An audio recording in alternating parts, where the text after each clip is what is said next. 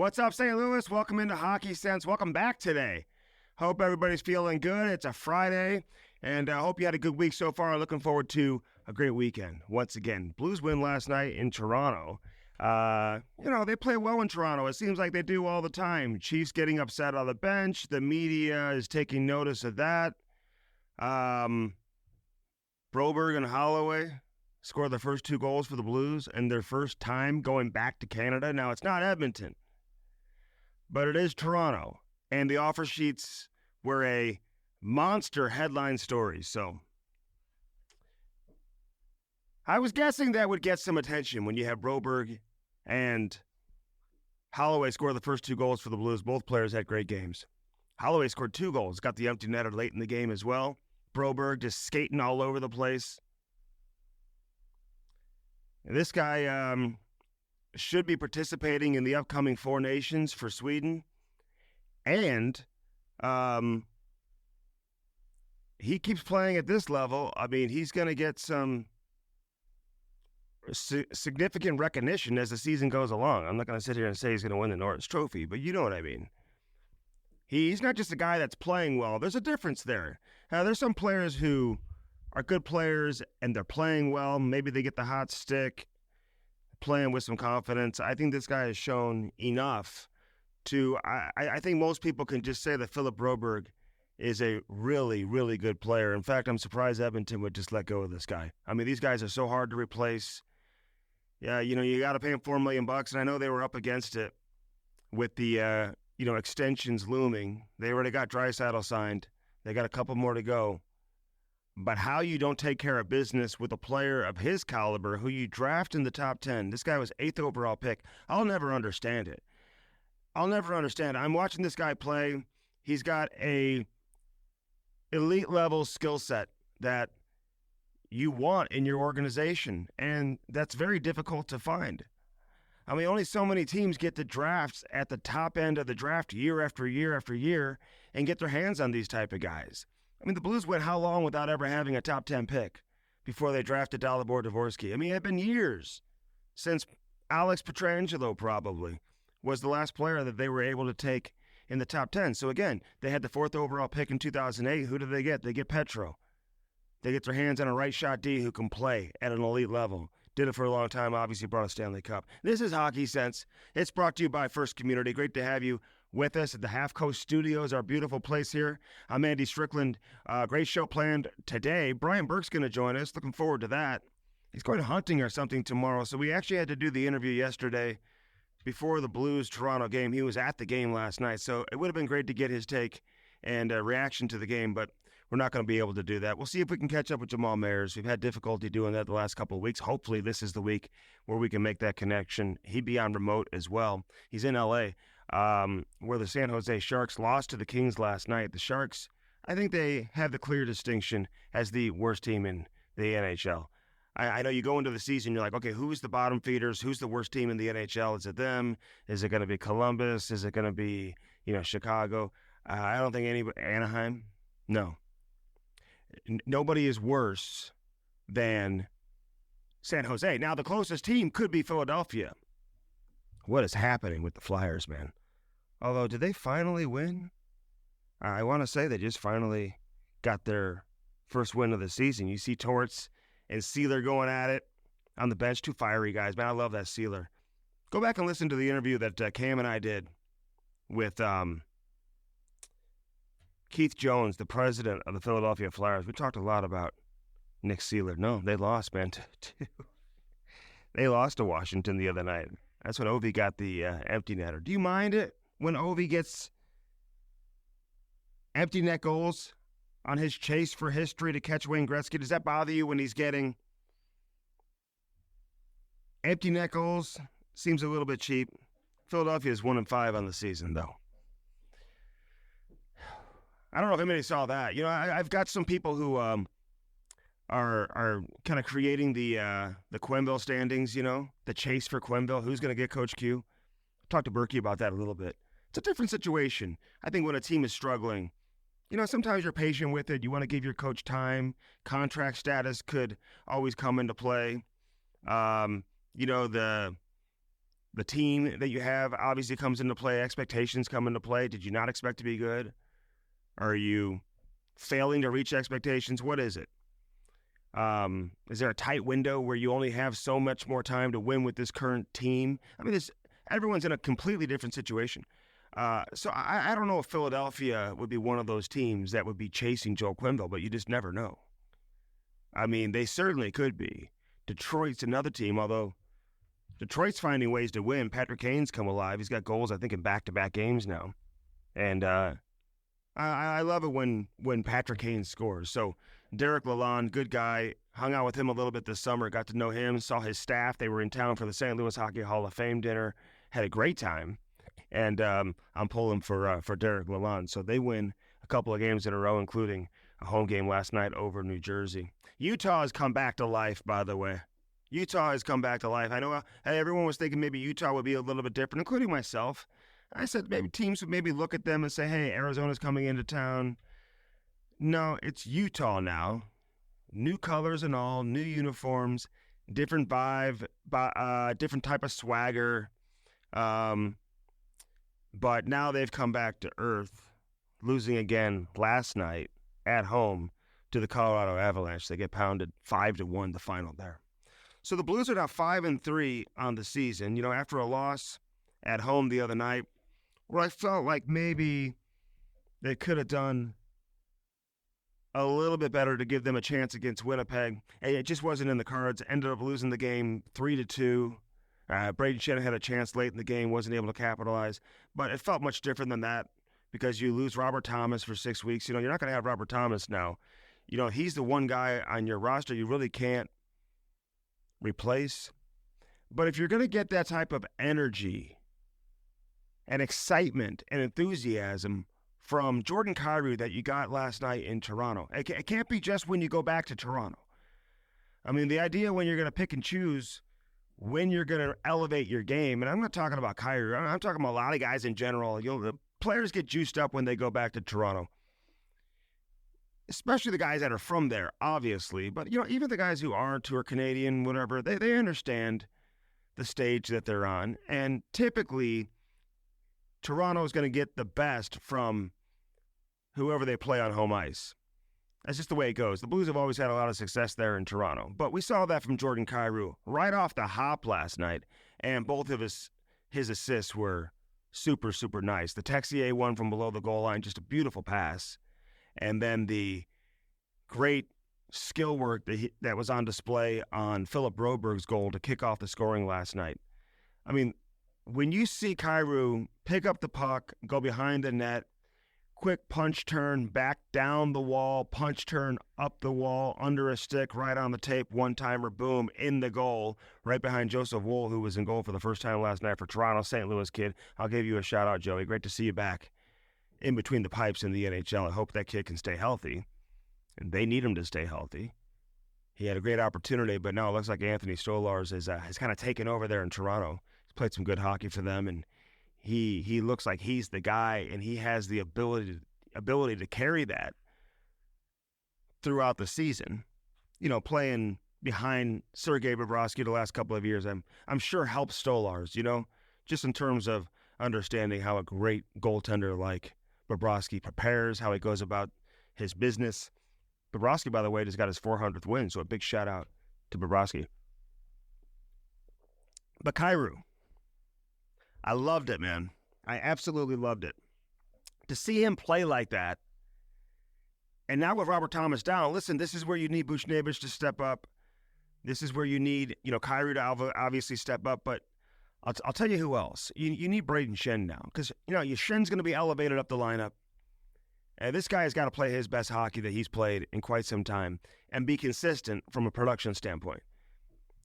You're going to get the effort from Braden Shen. I don't worry about that. And, you know, now he'll get an opportunity. He's going to play with, you know, a little more effective offensive players. You know, getting to play with Jake Neighbors, I always felt like, you know, that's a good winger for Braden Shen, just in terms of how their games maybe complement one another. But this is a huge opportunity for Shen. I mean, 6 weeks is a long time. And I don't see anybody else walking through that door right now to save the day. So you don't have your number one player, your number one center, the guy who has the puck on his stick more than anybody else on the team over the course of the game. He can kill penalties. He drives the power play. And this is going to be a big miss, but it's an opportunity, I think, that the Blues will look at guys like Shen, certainly Kyrou and Buchnevich. These guys will need to step up offensively. But I think they're up for the challenge. I think they know they have a team that's deep enough to be able to compete even without Robert Thomas. Get Texier back in the lineup. Did you notice how heavy his stick was last night? This guy competes, and it's not with a growl on his face, and he's not dropping the gloves, and he's not running guys through the wall. But he is the definition of having a heavy stick and competing on the puck without making the Don Cherry Rock'em Sock'em videos. And nobody will talk about his compete level. They'll talk about when he scores. They'll talk about when he makes plays, his creativity with the puck. But nobody's going to talk about his heavy stick. Nobody's going to talk about his compete. Good skater, too. Listen, if you've been listening to me, I've been talking about Texier since the day the Blues got him. When they made that deal with Columbus to bring him over here, I had teams reaching out being like, I absolutely love this guy. We wanted him. He was high on our list. I was like, damn. Alexander Texier. Great release, great shot, great goal, great play all around last night. As the Blues go into Toronto, they win the game 5-1. Toronto, I don't know what's going on with them. That's back-to-back losses now against Columbus and St. Louis. I was on Nick Kiprio's show yesterday and Justin Bourne. They do a great television show on Sportsnet up in Toronto. The interview was basically a foreshadow to the entire game in terms of how it played out. They asked some great questions, man. Talked about Ryan Suter, who played 25 minutes plus again last night. This guy, does he even sweat? Does he sweat? I need someone to check that out for me. Is Ryan Suter exerting any energy during the game? He makes everything look so effortless. He makes everything look easy. He'll take the odd penalty here and there. But if you watch him closely, he'll whack guys. He'll cross-check guys. I remember years ago when Suter was young playing in Nashville and he and Weber, were a pairing that got a lot of attention in the NHL. And as we were talking to Brad Boyes, actually, who scored 76 goals over a 2-year span here in St. Louis, including a 43-goal season. Remember Boise? How good was he? Love Boise. He could shoot the puck, man. Great one-timer on the power play. Left circle. He was like Stamkos before Stamkos. Ovi's office. Brad Boyes scored a ton of goals over there. Could really shoot the puck. I mean, great shot. But I remember talking to him about the difference between Suter and Weber, and he told me years ago, he was like, I have a harder time playing against Suter. His stick is so heavy. He's strong. And I know Shea Weber is strong too. But people focus more on Weber's offensive side of the game because he had such an incredible shot that so much focus was on his shooting ability. So Ryan Suter now with the Blues, man, he's settled down Parayko. Parayko looked like he's trying to make that Four Nations team last night. I mean, he's just galloping up and down the ice. Played maybe his best game of the season, Colton Parayko. He had like 7 block shots to Toronto, keeping the track of the blocks and the hits. And it's not just them. It's like certain buildings. You may get the benefit of the doubt, but I think the Blues had like 24 block shots last night that they were credited with. And I think Toronto had like 80-something shot attempts. They did have 41 shots on goal, and Jordan Binnington, spectacular, played with that swag. You know he wanted to put on a good performance last night. Obviously playing with a heavy heart with his grandfather passing away, so we're thinking of you, Jordan, John, the entire Binnington family, all of you playing with a heavy heart last night, man. Love the Binningtons. But he wanted to go into Toronto, where he's from. Sure, he had friends and family in the house. Put on a good performance, but solidify himself as the number 1 goaltender for Hockey Canada coming up in the Four Nations, that made-up international tournament. It's not the Olympics. It's not the World Cup. It's not the World Championship. It's just the Four Nations. And not everybody's invited. apparently. Just 4 countries, but it's fine. It's better than nothing. I'm not going to chirp it. The NHL is trying. We're going to get back to the Olympics, and I will watch every second of every game. Can't wait. Might even look to get out to some of those games in Boston, possibly, if we can get away. So that's where we're at. Brian Burke coming up. We'll talk with Jamal Mayers also coming up here on the show. He'll join me next. First Community, proud sponsor of what we do here on Hockey Sense. I want to give a shout out to First Community because they sponsor the Blues Hall of Fame. Of course, and listen, I'm a proud member of the Hall of Fame committee, the voting committee for the Blues Hall of Fame. So I take that very serious. Great class going in 2025 with Curtis Joseph headlining it. You have Jimmy Roberts, who is the first ever drafted skater in the history of the Blues. You have Jimmy going in. They surprised his wife. They got her to the game the other night. Did you see that with Judy? I interviewed her during the game on FanDuel Sports Network, and the plan was to have her come down there. Now, she wasn't planning to go to the game. She actually had Domino's that night. They had a hard time getting her to get out of her Domino's commitment, but they brought her down there with her daughter, Corey, and they were surprised on the Jumbotron to learn that Jimmy Roberts was going into the class of 25. They had all the alumni in there, including Hall of Famers Chris Pronger and Al McInnes, who are very close with Jimmy Roberts. And it was really cool. So I talked to her live on camera, maybe 45 seconds after she found out. So we got the raw reaction. So great to see Jimmy Roberts going in, who coached here for a long time, plus he played here for 5 years. First drafted skater ever in Blues history. And then Wayne Babbage, who was the first player in Blues history to ever have a 50-goal season. Scored 54 one year, tore up his shoulder in a fight, and he was really never the same player. I remember hearing stories about him when I was young, about Wayne Babbage, because he had a brother, Dave Babbage, too. But Wayne Babbage, what a great goal scorer he was, how tough he was. And but that he had a shoulder injury and he never recovered. You know, that was back in the day where if you had a knee injury, you had a shoulder injury, certain types of injuries, you just didn't come back and ever be the player that you were prior to going down with that injury. It really impacted your entire career. Now we see guys come back stronger than ever. You see Oscar Sundqvist last night coming off of that ACL? I mean, he makes a difference too. Just knows how to play the professional game, understands time and score, where to put pucks, getting pucks out, winning battles, getting pucks in. That's what you want as a coach. You want Oscar Sundqvist in the lineup. They're going to have some decisions to make, although one guy keeps getting hurt. Every time somebody comes out or comes back, another guy gets hurt. Let's hope that doesn't continue.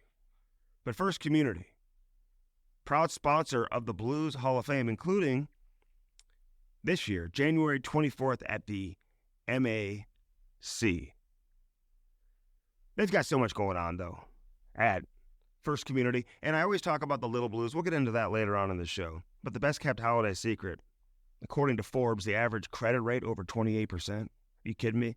So whether you know it or not, you may be paying that much. So check that out. The rate for the card in your wallet may have gone up, but you didn't even realize it. They don't always tell you. So it's easy to miss stuff like that. But here's the thing. You don't have to pay that kind of rate. You don't have to. So I'm letting you on the best-kept secret at First Community. That Platinum Visa with a rate of 7.9%. And that's right, 7.9%.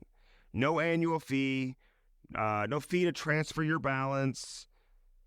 You're not going to find that anywhere else, people. I promise you that. FirstCommunity.com.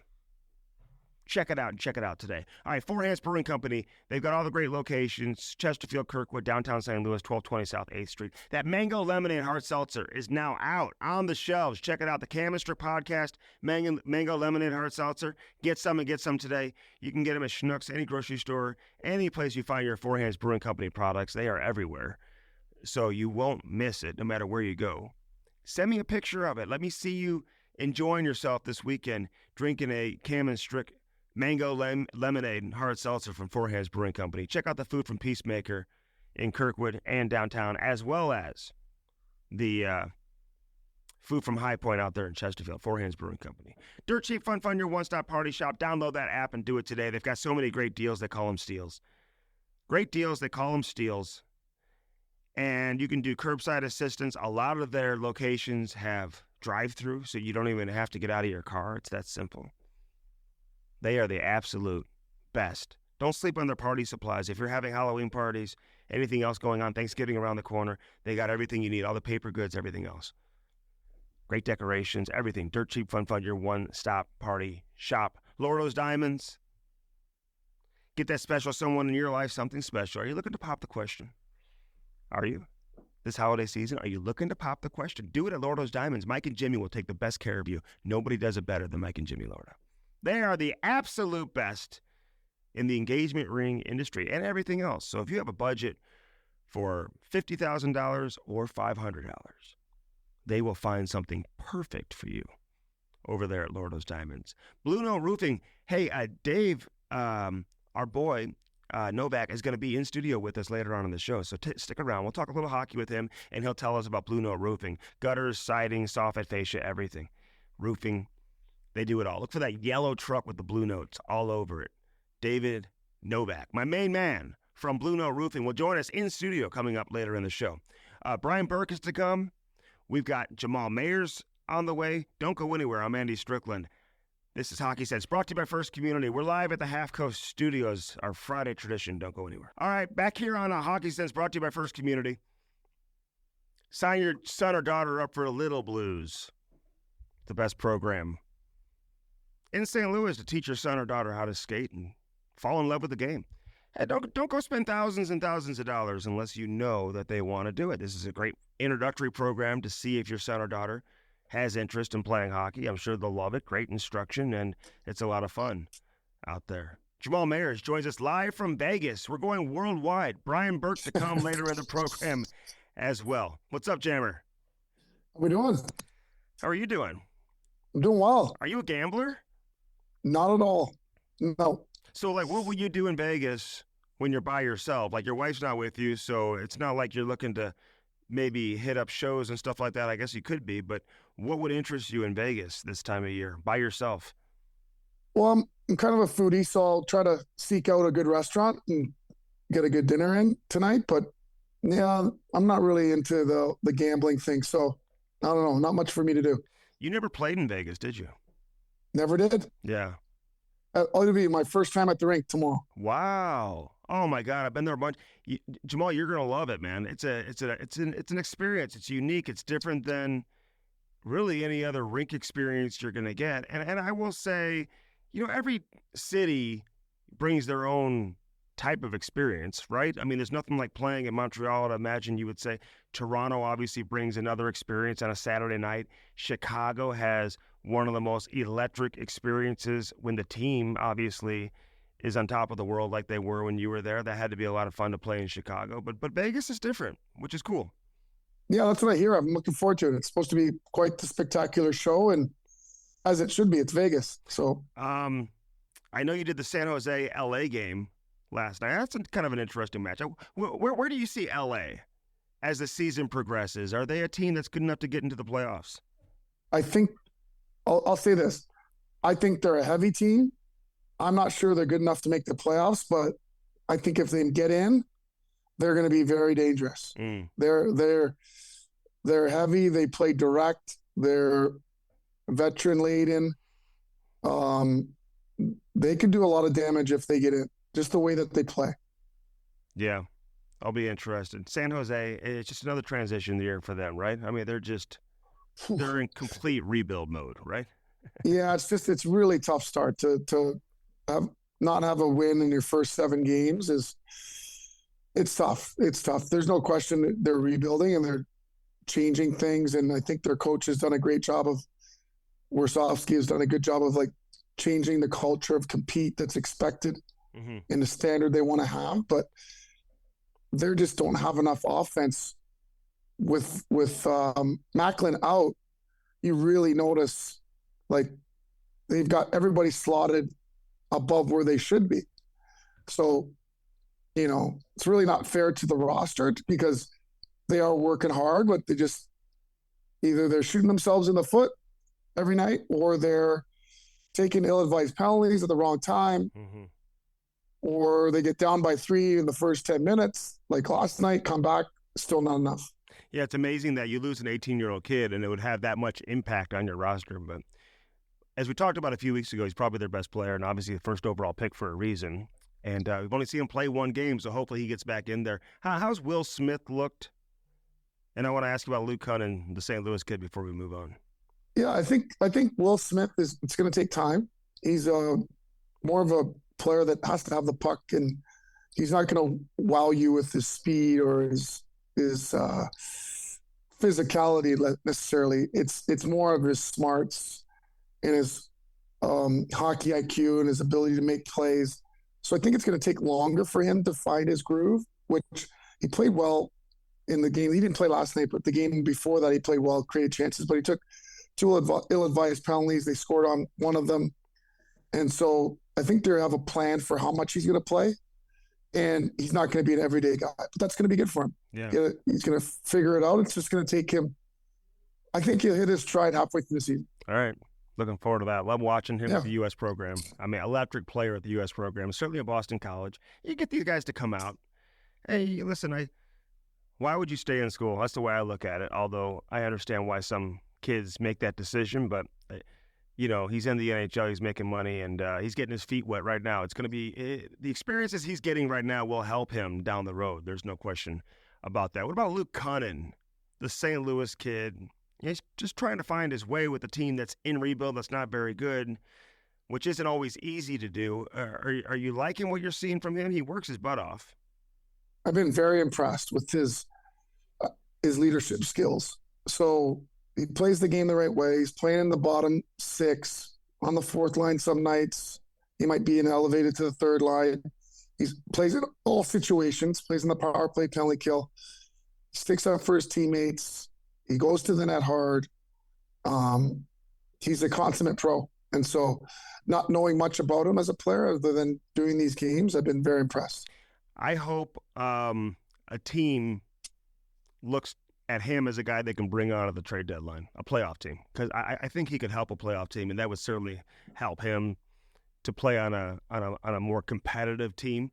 But he's a guy, a sneaky player that's out there that won't create headlines and get a lot of attention. But if I'm a playoff team looking to add some depth to my bottom six and a guy who can chip in offensively and do all those other things you're talking about, he's a guy that I would identify. Listen, Alexander Ovechkin, the chase continues. What's your reaction when you see him score empty netters? I mean, it is what it is. He's out there. He's going to score a lot of them, but I don't want to see him catch Gretzky with just empty netters. I asked Burke the over-under for him this year, and I'm not going to share that right now because people haven't heard the interview yet, but what do you think it is for Ovi? How many goals is he going to score this year, you think? I don't think he gets to 30 this year. I think it's going to take 2 years. I think he's going to get between 22 and 28, and he'll do it next year. So he will get to 20. He'll get to 20. Yeah. He started slow last year and ended up with how many? 36? Something, yeah. I mean, and that's exactly, can that happen 2 years in a row? Like, I mean, it certainly can. Sometimes in Jamal, it's human nature. You watch them play, they're like trying to force the puck to them, and I think that's what happens early. I think when you allow it to happen naturally, then it may end up creating more goal-scoring chances for him versus trying to force it to him. Yeah, you're right. It's also not a good idea for us prognosticators to bet against Hall of Famers. It's my practice not to do that. I think there's so much pride for him to be a Russian player, to do this as a Russian. Mm-hmm. He'll be on their money at some point. Like this means so much more to him, I believe, as a Russian player, that he is going to find a way to get it done. Yeah. What do you think? On the Russian money, there's no better honor than that. Listen, he's going to have a statue. There's going to be a statue of a Russian player in the United States Capitol, Jamal, outside of that building. That's pretty great. Pretty cool. The Blues won a big game last night in Toronto. The sky is falling now in Toronto. You got Chief. being hard on guys like Austin Matthews last night and Marner when those guys came off. Nylander turned the puck over on Neighbors' goal right inside the blue line. Yeah, these guys are so creative with the puck, and they've always played a certain way. Can he expect them to change? Is that wise for him to try to get them to kind of get in their grill? And I don't want to say he's asking them to be something that they're not, because he's not, but he's trying to get them to establish new habits that relate to winning hockey. How do you think that goes over with these guys? Well, either they do it or they don't. I mean, the way I look at it is they have a decision to make. They're making more money than they know what to do with. They're respected around the league for how good they are. And the final piece to me is winning. So they're going to have to sacrifice. I think it's going to be a uncomfortable situation for them for half the season. And I think that because Matthews is willing to be the leader he is and accept that criticism, accept that coaching, everyone else will have to fall in line. And so I think they'll get there. I think Chief has to stay true to what he believes works. And they have to sink into that discomfort as players. And I think that if you saw the quotes from Brad Marchand about his when he got scolded by Montgomery, that's what leadership is. Accepting the criticism, owning it, being the voice for the rest of the team to realize that can't happen. The standard is higher for the group, and everyone is accountable. And I think that's what winning teams have to have. I love seeing coaches do this again, because it used to be the norm. Like, coaches were hard, and coaches would yell at players. Coaches would get in your face. We just had Mike Keenan on. I mean, the stories. I mean, he wouldn't even be able to. They wouldn't even let him in the rink nowadays, Jamal. Some of these stories that I hear from him. And I'm not saying the way he did it was always the right way either, but coaches need to be allowed to coach. Now, I will say this in terms of Chief, every time he does that, it just creates, just an exorbitant amount of drama, right, in throughout Ontario and in Toronto and the hockey world. Does he need to change from that standpoint and find a way to be careful and maybe do it behind closed doors? Or, like you said, you just kind of have to stay true to who you are? No, he's not going to change. And you know what? He shouldn't. I think that you just figure out a way to cleverly not put the shine on it after the game, but he's got to continue to do what he does well. And he's there for a reason. They brought him in for him to be himself, for him to do what he believes and thinks that will work. And I think that if you stay the course and this team doesn't get past the second round, then you're wasting the prime years of a lot of these guys' careers. So this is what winning's supposed to look like. It's supposed to be uncomfortable. Yeah. And if they basically squeak in, but they're a more complete team, then they've made steps in the right direction. Mm-hmm. Yeah, no, I agree with you. And I love Marchand's comments, like you said, and I love what Jim Montgomery did too.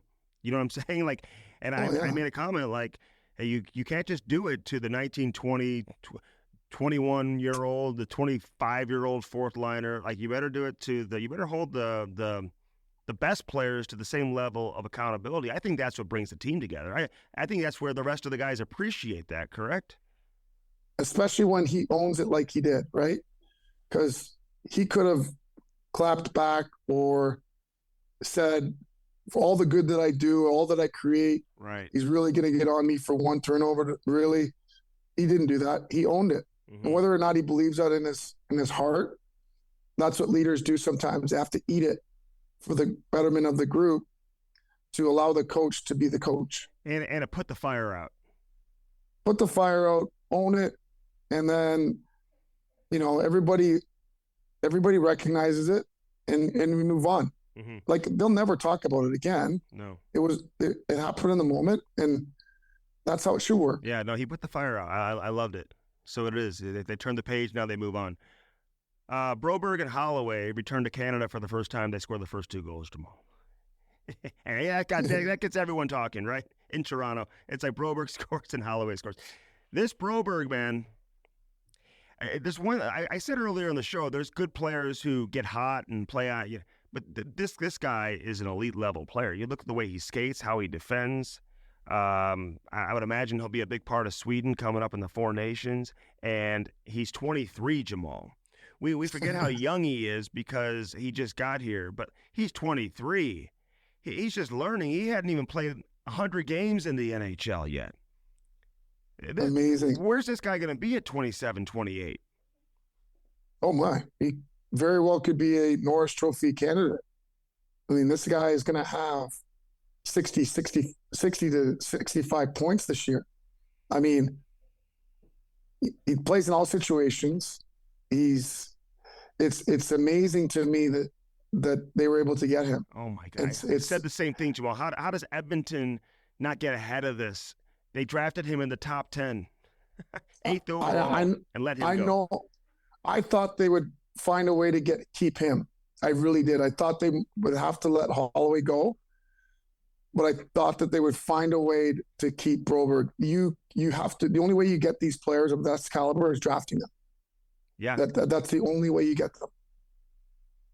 You're stealing the words. That's exactly what I said in our opening segment. It's like, only so many teams can get these top 10 picks and get their hands on players like that. And that's how you get them. And then at 23, you just let them walk. You get a second and third round pick. They got a prospect, Paul Fisher, who's at Notre Dame right now, but he's not an A-level prospect by any means. So, I mean, potentially the steal of the decade, really. We're seeing it before our own eyes. And Jordan Kyrou had a hell of a game last night, too. He was dishing everywhere, played with a ton of energy. You don't have Robert Thomas right now. He's going to be out for 6 weeks, so I want to get your take on that because that's a huge blow for the Blues. But this is where guys like Kyrou and Buchnevich, Shen, who now gets elevated up the lineup, man, these guys have to step up, right? They do. I think that, you know what? The positive is that it's going to give guys another opportunity they've been complaining about having. So now they get to have that opportunity. And so that's something that coaches always talk about is, all right, you've been wondering why you didn't get more ice, you didn't play more, and now is your chance to step up. So, and that's what good teams will do. And so will they miss him? Absolutely. Plays and does so much and creates so much and plays against other teams' top centers as well. And it's going to be incumbent upon the entire group. It's going to be a group effort. Thomas is an elite all-star player. So it's going to take a group effort to kind of withstand his absence. Yeah. And Kyrou, I know you were back in Toronto, but when he plays with that level of enthusiasm and intensity, he can dominate a game. You want to see that on a consistent basis from him. I know he can do it, but it can't be just when you go back to Toronto. You know what I mean? He's got to find that level on a more consistent basis. I really truly believe he can. Yeah, it's just a matter of, he's still finding his game. He's still figuring out the balance of responsible play and when do I take chances? How long can I hold on to the puck? When am I a shooter? Can I create? He's still finding that. So the most important thing is the consistent effort. What he should be telling himself is, I got to fly. I got to fly every night. Yeah. If I'm skating, then good things are going to happen. Yeah, his assist on Broberg's goal. I mean, he looked like he's been training with Jamal Mayers at 6 o'clock in the morning, 2 days a week. You know what I mean? Yeah, okay, coming up the wall and down the wall, punch turn. Beautiful play, and that's the work these guys put in the summer too. You watch that highlight. That is what these guys are doing in the summer in preparation for the season, and they've been doing it for years. So it comes in handy, kids, as you see. Put the work in, and then you get the results. Happy birthday to you! You just celebrated your 50th birthday, Jamal Mayers. How'd you celebrate? Crazy. Well, I was in the road. I was in LA, so I decided to take myself to dinner, and then I went to a comedy show at the Laugh Factory, which was fun. And yeah, we'll celebrate next month with the dinner with some friends, Natalie and some friends. So a little bit strange to be on the road and not be home, but Um, you know, it was a weird one for me. I don't know. I was 40, 30 was cool. 40 was cool. This 50 number was kind of messing with my head. Yeah, that's a tough one. That's a tough one. But you know what? Hey, 50's the new 40, man. So you got to remember that. And you look There you young. go. You look young. Then they never know you're 50. That's So, right. hey, who brings you here on Hockey Sense each and every week, Jamal? Well, one of the companies is obviously Dobbs Tire and Auto Centers, and Dobbs is locally owned, family owned. They have been in business since 1976. No matter what you drive, a car, light truck, van, SUV, CV, hybrid, or EV, Dobbs has what it takes to experience technology, state of the art diagnostics to service your vehicle right. 42 store locations, the most in town. They'll get your vehicle in, up, fixed, and out the same day. Go to Dobbs.com for more.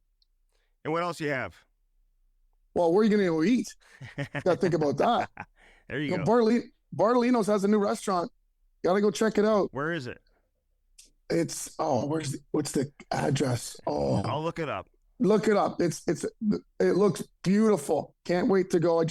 Actually that's where we're having my birthday celebration on November 17th. It's gonna be unbelievable. They have 5 restaurants now, and they forged so many lasting relationships with their customers. Their family model: cook good food, serve plenty. 50 plus years in business, only 2 places to dine: at home or at one of Bartolino's family restaurants. There you go.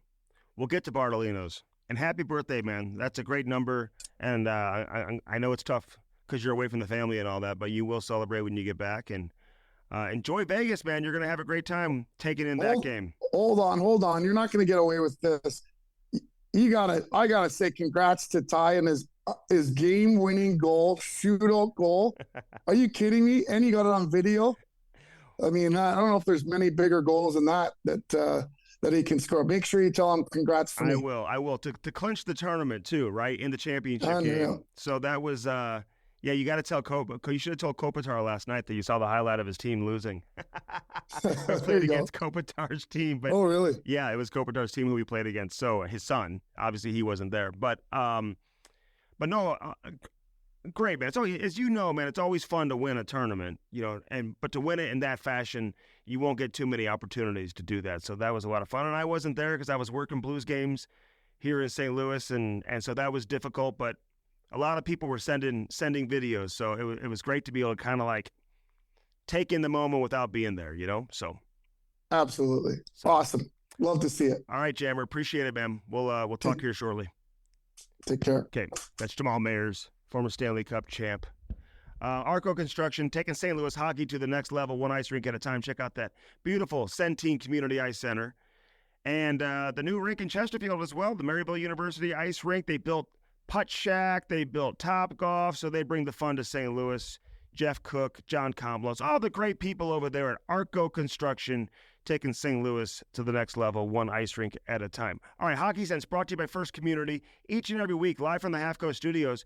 Love everything First Community does, including that Little Blues program. We'll fill you in with that coming up in just a few minutes. David Novak from Blue Note Roofing, one of our favorite sponsors here on Hockey Sense and the Cam and Strick podcast. Huge Blues fan. What's new in the roofing industry? You know you need some help with your roof. I got the guy for you. He joins me next here on Hockey Sense. All right, back here on Hockey Sense.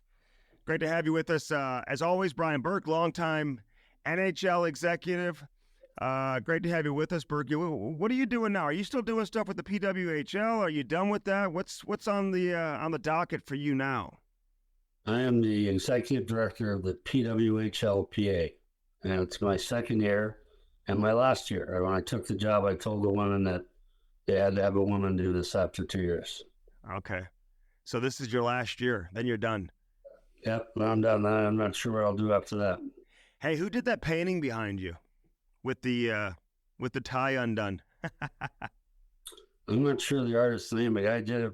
I was the Grand Marshal of St. Patrick's Day Parade. This gentleman, I should know his name, did this painting, which I love, actually.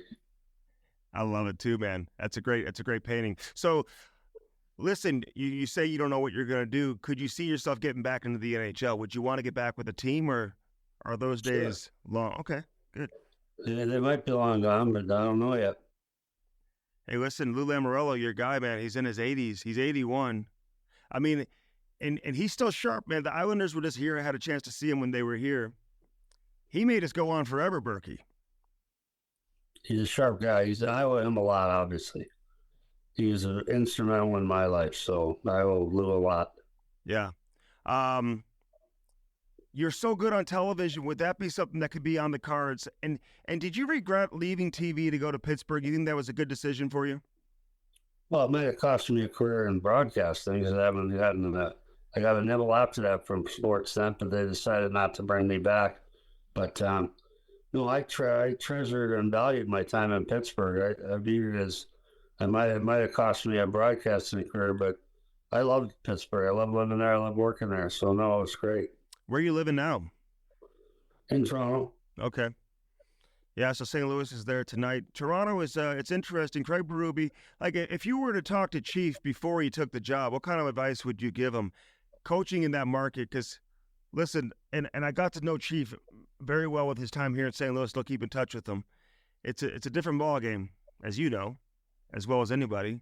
So what's he in store for working there? Well, I have not talked to him. I've texted with him and congratulated him. I really like Chief. I think he's a real good guy and a good coach.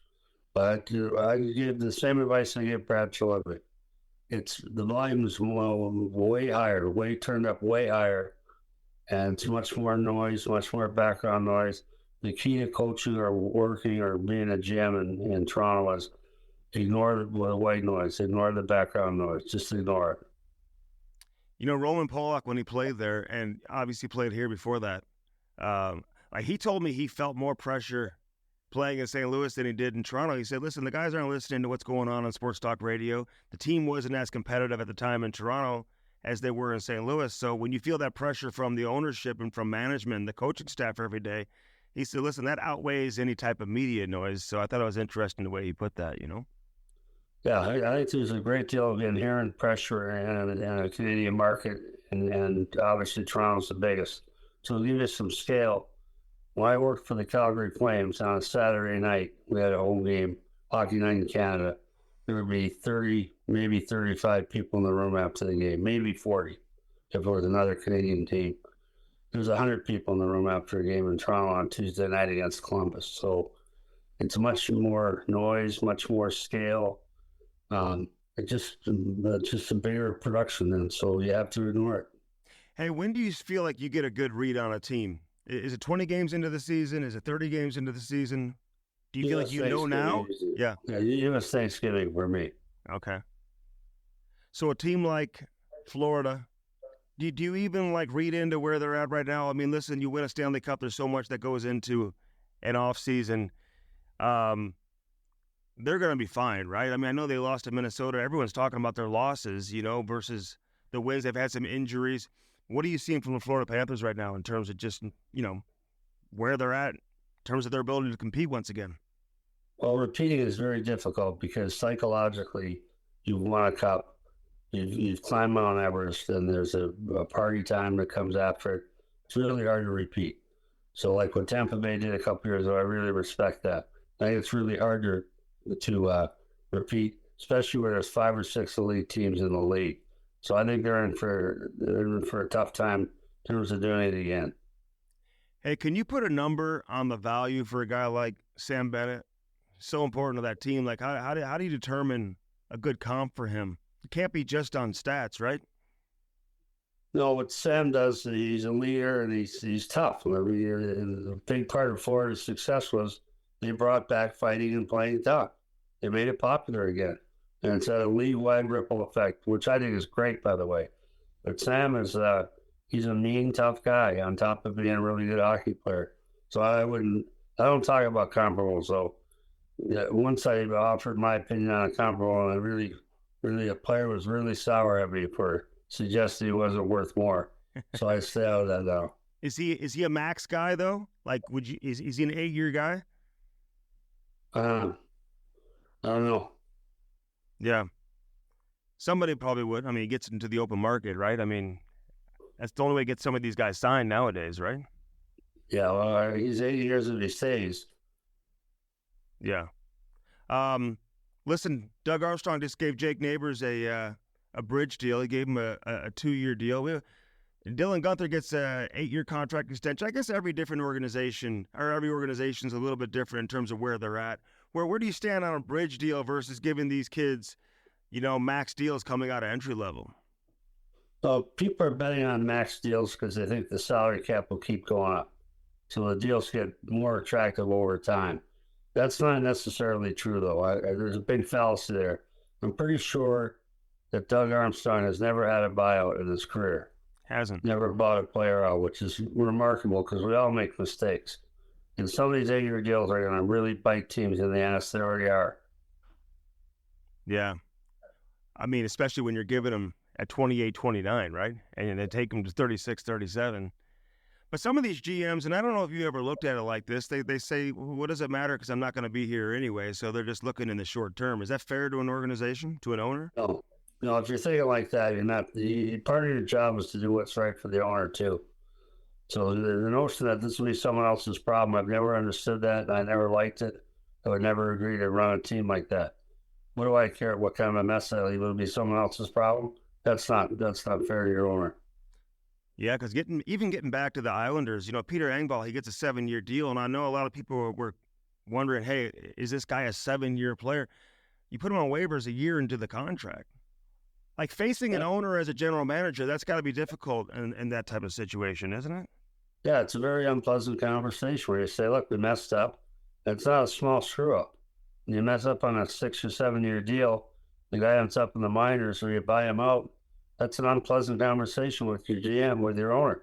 Mm-hmm. And the fact of the matter is you're in a hard cap system. You can't waste money if you can possibly avoid it. You ever sign a guy where you knew it was a mistake right off the bat? Year one? No. How many buyouts did you have?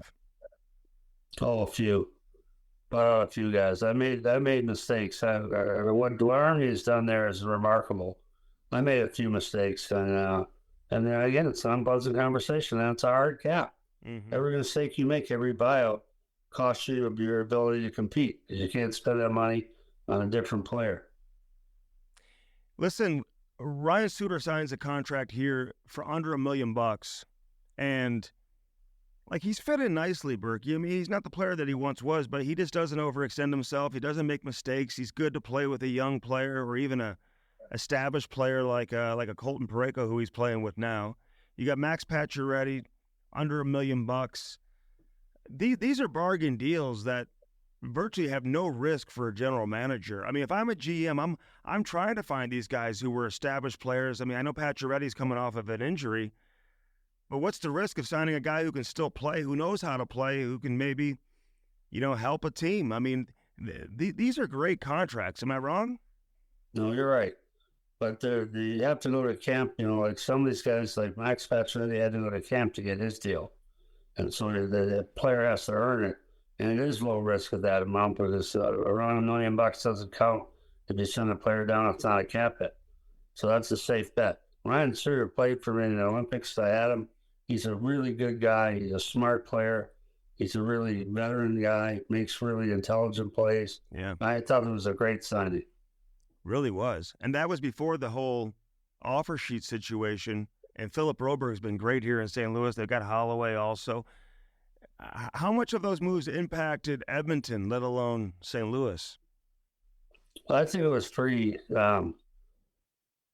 You got to look at it as a smart move by the Army, putting 2 offer sheets on the same day, two different guys, same day, same organization, and basically forcing Edmonton not to be able to match in their view. But I think it was really smart. I'm not sold on either of those players being a long-term star, but I think they're good additions. Yeah. I mean, the way you just look at the team and how they fit in. I mean, Broberg's playing 22, 23 minutes now. I mean, so, there's a role for him to have an impact. And Holloway, too, There's some risk there, though. They took a risk on that much or giving those kind of minutes. You never played those kind of minutes before. That's just good. That's just good jamming. Saying, okay, I'm going to project this guy. Broberg played, 8 minutes, played in the minors, played 10 minutes, and now all of a sudden he's playing 24. That's good projection by the GM. How long does it take for a general manager to really get comfortable? I mean, listen, Army's he's gonna be here beyond his he's got 2 more years as a GM, then he's going to slide in as a president role. You're one of the first ones to do that, to be a president of hockey operations and have a general manager work under you, but you were still heavily involved in Calgary. Tell me about that dynamic. They're going to have Alexander Steen here as the general manager. We've seen other teams now do that a little bit. Do you like that? When you were working as a president, you had Brad underneath you in Calgary. Is that a good situation for an organization? I think it's very helpful to a young GM, especially that was Brad's first job as a GM. He was an assistant GM in Arizona before that. Mm-hmm. I think it's very helpful to have a veteran presence at your side or guiding you, saying, this is a bad idea, don't do that, don't do this. But I didn't interfere much. I think if you ask Tree, he'll say Brian Burke was a great asset to me in terms of giving guidance or not interfering. Same thing I think that actually would say about me in Pittsburgh. So I think there's a role there, particularly with the rookie GM. I think the veteran presence is useful. Yeah, because you have Jeff Gordon doing it right now, obviously, in Montreal. You have Jim Rutherford in Vancouver. There's different dynamics around the league, but I guess that's the important thing, right? When you're the president, you got to let the GM kind of sink or swim. Is that the best way to put it? You don't want him to sink, but you want to help him swim. That's, I think, the biggest thing we're saying. Look, we start talking about a concept like it's an evolving thing, a trade or what you're going to do in a deal.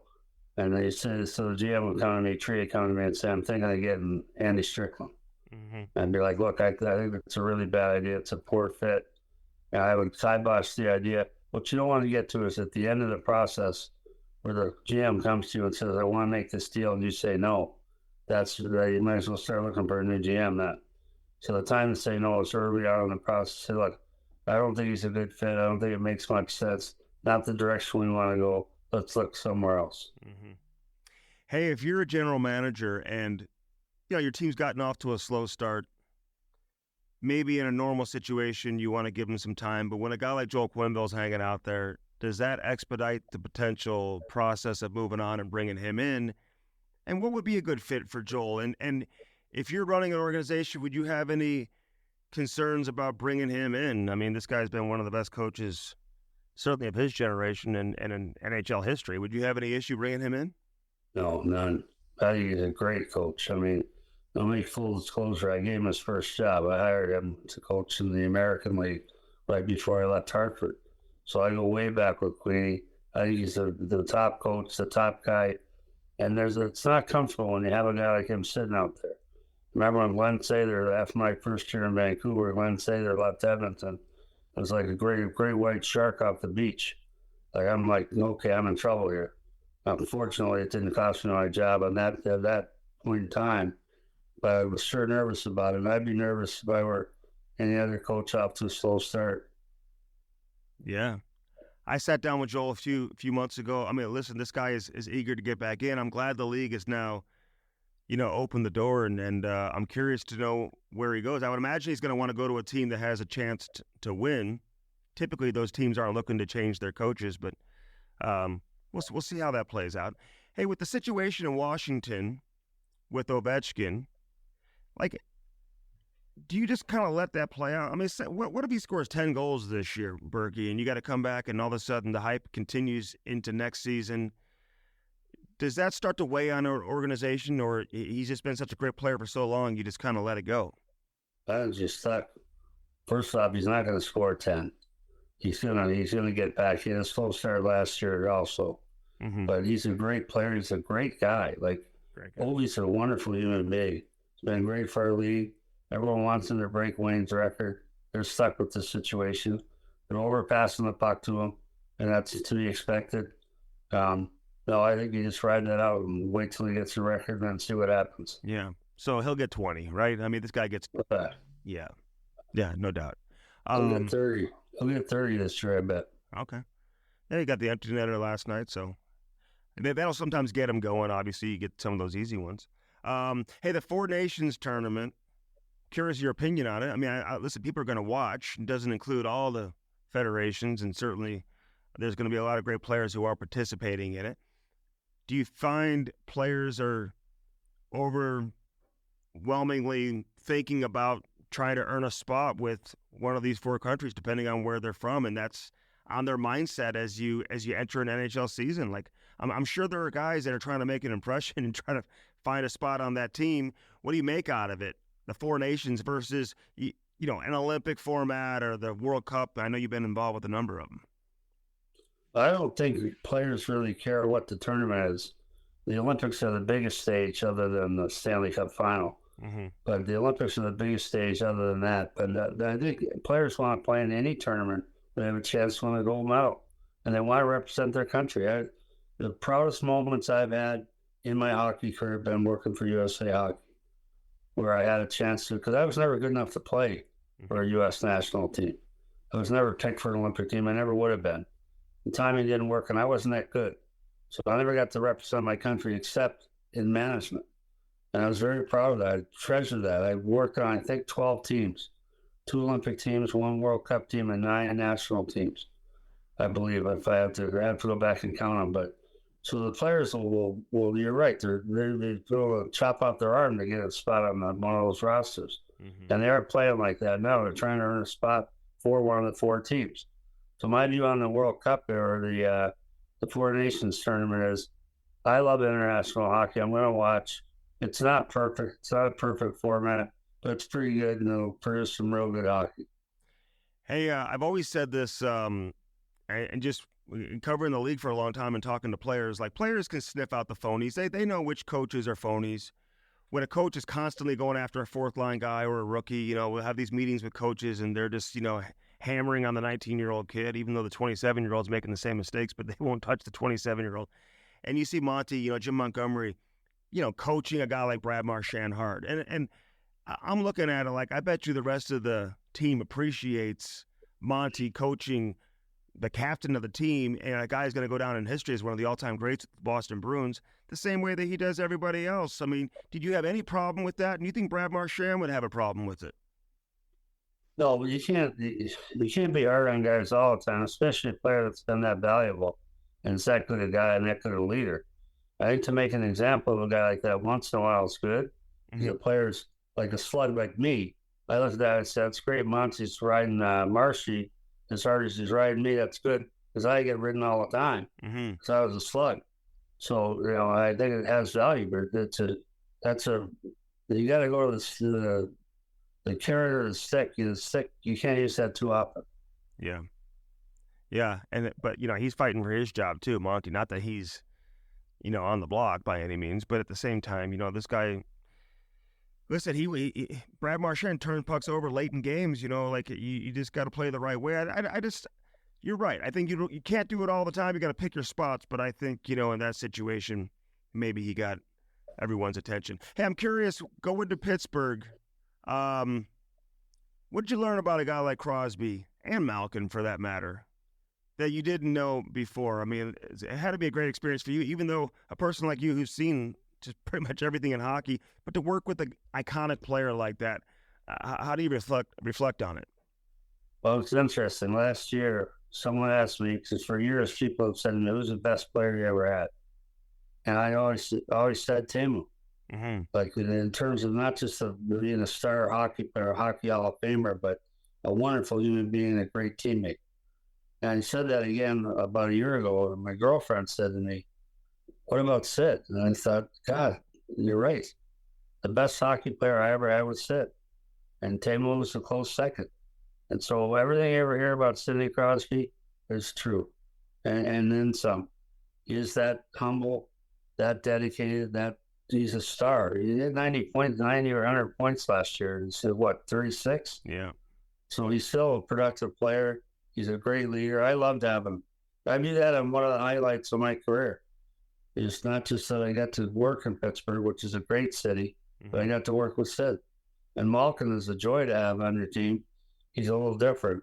He's he likes to be a class clown. He's a very funny guy, very popular teammate. And gifted. I mean, for a guy his size, he's got probably, he and Anze Kopitar, probably two of the greatest big men that ever played this game in terms of skill level. So, I think I was lucky. I have to mention Chris Letang in that group too. For sure. What a great player! What a great person. Yeah. And P.O. Joseph is here in St. Louis now. He was telling me that he lived with Letang the last couple of years. So P.O.'s a great kid. He's better than I thought he was. You know, you didn't really get a full read on him in training camp and preseason. First game in Vegas, he struggled a little bit, but the last couple of games, he's settled in. He skates. He can defend. He skates beautifully. He skates like a figure skater. He's a great skater. Mm-hmm. You get the puck out of trouble real fast. He's and a great kid, wonderful kid. Yeah, great kid for sure. Hey, last thing for you. All right, you're in Toronto. The Blues play the Maple Leafs tonight. I'm just curious where this team is at now versus where they've been the last couple of years. Are they any better? Are they the same? Are they going to run into the same obstacles that they run into every year in the playoffs? Like, do you think they're better suited now to compete? They got Stolars in goal. Like, how do you view this team? Well, I'll see them tonight. I'm looking forward to that. Seeing Harmony is always great, and I get to see the Blues up close. I haven't watched them play yet this year just because of the way the schedules work. Yeah. So I'll give you a better scouting report tomorrow or the next day. Yeah. What about Marner? How do you predict this to play out with him in Toronto? Is he going to stick around there, you think, or you think this is going to be a one and done for him this year? No, I think he's going to stick around. I think they'll come up with a plan to get him signed. He's a really good player. Like Mitch Marner's a quiet star. He reminds me of Ryan Nugent-Hopkins, quiet player, just keeps putting up good numbers. Mm-hmm. He's not flamboyant or flashy, but he's so smart. And when he's an elite penalty killer, which to me is a real mark of a top player, can you kill penalties? Yeah. If you can't kill penalties, you're not a top player for me. That's why Brad Marchand, to me, is so special. Because he kills penalties. And if you're good at it, and you can play and still eat those big minutes and still be a valuable guy, Mitch Marner is all of those things. Yeah. All right, Burke. Listen, I appreciate it. Hey, keep up the great work on NHL Network Radio, man. Love listening to you on Fridays. And hopefully we can do this again. So always appreciate your time. Okay, Eddie. Thank you. Okay. Take care. I hope you enjoyed Brian Burke, man. Love talking to Burke. Always good to talk to him. We had Jammer on earlier. And everyone's celebrating the Blues win, man. Whenever they go to Toronto and win, you just feel like it's a bigger victory, you know? This is Hockey Sense, brought to you by First Community. Also brought to you by Blue Note Roofing, man. I always tell people to look for the big yellow truck with the blue notes. It's not hard to admit. It's not hard to miss. No. David Novak, live in studio. Welcome. Hey, thanks, Andy. Appreciate being here. Talking to the mic there. Thanks. I appreciate being here. Appreciate the invite. What were your thoughts last night, man? That had to make you happy, right? Especially after a tough loss at home against Winnipeg, to see them come back and win in that fashion, right? In Toronto, it's a nice victory to start off the road trip. Absolutely. I mean, the other night against Winnipeg, I thought they played well. Just didn't get the breaks, didn't get enough loose pucks. Okay. And I thought Winnipeg was, especially after the first period, they kind of regrouped and pressured us a lot more. Yeah. Last night, I thought, oh, this is going to be a disaster without Tomer. I'm going, this might get ugly. Well, I was totally impressed. I mean, everybody had a good game, in my opinion. I didn't see anybody. I mean, every game you're going to have a few miscues. Yeah. But I thought they responded extremely well. It was a total team effort, and they never let Toronto really into the game. Yeah. They played their style and they stuck to it, and Toronto had no answer. Yeah, getting out to an early lead was huge. And they've got that next man up mentality. How long have you been going to Blues games? Well, I was a season ticket holder the first 3 years that Kiel opened up. My first season as a season ticket holder was the strike-shortened season. Oh, really? Where we only got normally you'll get 41 home games during the regular season. That year they cut it down to 21, and you only played the Western Conference. Okay. So that was my first year, but what year was that? 94, 95? 94, 95. Okay. Yeah, that was my first year. I had season tickets for 3 years starting then. Then I kind of did a life change with jobs and stuff like that. I was only in my 20s at that time. And then I don't need to go into my whole history here, but I renewed my tickets and then in 14, 15. Okay. And then I've been a season ticket holder ever since. Yeah. It's always fun going down to the games. Oh, yeah. All right, so the roofing industry, is that something you've always been passionate about? How'd you get involved in roofing? I was actually in the restaurant and bar industry, and I was just transferred out to Columbia, Missouri for a restaurant that's still here, but has declined quite a bit. Mm-hmm. And I met a guy out there, and we became really close, and he said, hey, if you're ever needing a job, you call me up, and I'll hire you in a minute. I go, I have no idea what you're talking about. Mm-hmm. I go, you're talking this and this, and he goes, I can teach you all that stuff in 2 weeks, but he goes, I need somebody I can trust, and I trust you. So I gave him a call, and I jumped on it, and wasn't sure for the first couple of years, but then it started to really click. And I've been in. This is my total. This is my 19th year in the industry. Okay, and so the roofing industry is. I feel like it's always thriving. You know, especially in a region like this. I mean, people are always needing new roofing or updated roofing. But give us an idea of everything you guys do. Normally, we get a lot of calls from areas that had been damaged by hailstorms or windstorms, and we go out and give them a free inspection. And then the homeowner will then contact their insurance company, typically, and then we will meet the insurance adjuster out there, kind of show him what we saw. And with like I said, this is my 20th year. I've met most of the adjusters, even a lot of CAT adjusters, catastrophe adjusters that come in from out of town. I've met with many of them before, and they go, I remember you. Didn't you work with another company at that time? Yeah. I just opened up my own Blue Note Roofing back in 2023. Mm-hmm. How'd you go with the name? Just being a Blues fan, easy one. Being a Blues fan, and I just like the way it sounded better than Novak Roofing. My nephew asked me the same thing. How come you didn't name it after you? And I go, I like this name better. So what do you guys do? You guys do siding, right? Soffit, fascia, gutters, right? Yep. Roofing, fascia, soffit, siding, gutters, and minor interior. If the roof had leaks or something, my guy will go out and fix it at the very end. Obviously, you get all the exterior stuff first, get that finished up so you don't get any more leaks. And then once we make sure that there are no more leaks, then we touch up the interior for them. All right, so 314-920-5713. Yes, sir. That's the phone number. Yep. I got that memorized already. Absolutely. 314-920-5713. Listen, you hear David Novak, you see his sponsorship and hear us talking about him all the time on Cam and Strick as well, and on Hockey Sense. The best roofer in St. Louis and surrounding areas too, right? You're not just here in St. Louis. You'll head out to Illinois and hit the Illinois, Southern Illinois. And how far out will you go? Well, I've been down to Poplar Bluff. I've worked in Poplar Bluff. I've worked in outside of Quincy, on the Missouri side, and I've been out to Columbia, Missouri, Lake of the Ozarks. Okay. My former company that I used to work for and then run, we pretty much took care of the entire state of Missouri, where there'd be times that living in St. Louis, I'd have to go to Springfield for the whole day. Wow. So he'll go anywhere. I'll go anywhere for the most part if the price is right. That's right. 314-920-5713. Favorite Blues player ever? Bernie Federico. Best Blues moment for you ever?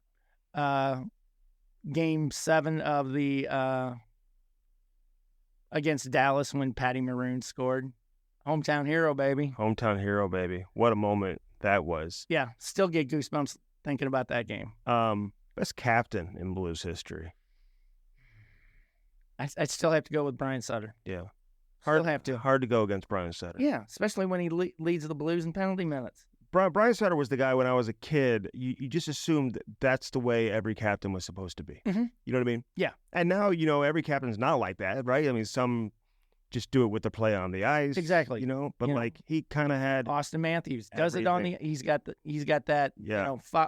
I'm not a big talker. I'm going to lead by example. Yeah. Brian had it both. Mm-hmm. He led by example, and he wasn't afraid to get in somebody's face. Who's your favorite player on the team now? Well, that's a tough one. I'd still have to say Robert Thomas. Yeah. I mean, I just love his overall game, and you see his progression he's just getting better and better. Yeah. And everyone, is this a year he's going to get 100 points? Mm-hmm. Well, now I don't think so. Yeah. I thought he had a good opportunity this year, but I mean, being out 6 weeks, who knows? Hopefully he's back in 6 weeks. Yeah. Broken ankle, that's going to be tough. And there's some whisperers internally, like maybe it's 4 to 6, so we'll see if they can, but they're not going to push it. Right. I know he had his eye on playing for Canada in the Four Nations too. So, you just wonder, how that maybe impacts his chances to make the Canadian roster. So hopefully he can get back and they can certainly use him. Winter Classic, will you be heading out there? I'm still working on it. Okay. Still working on it. It's going to be cold. I don't care. I went to the Minnesota one where it was minus 22. I had a great time. Would you do that again? Oh, yeah. You would. Hands down. Your toes, fingers, everything survived? Everything survived. The only thing that, knowing now, Mhm. why are all the Wild fans bringing cardboard boxes? Well, they were putting it on the concrete floor to stand on, and I went, okay, those 4 layers of socks still didn't work. No. But I go, I'll bring some beer boxes next time. Not a problem. All right, cardboard boxes. That'll keep your toes thawed out. Hey, listen, thanks for coming by. My pleasure. And all your support. Again, David Novak, Blue Note Roofing, 314-920-5713. If you are in need of roofing, and you see it on the screen as well, if you're watching on YouTube, if you're listening, again, 314-920-5713. You need roofing, gutters, soffit, siding, fascia.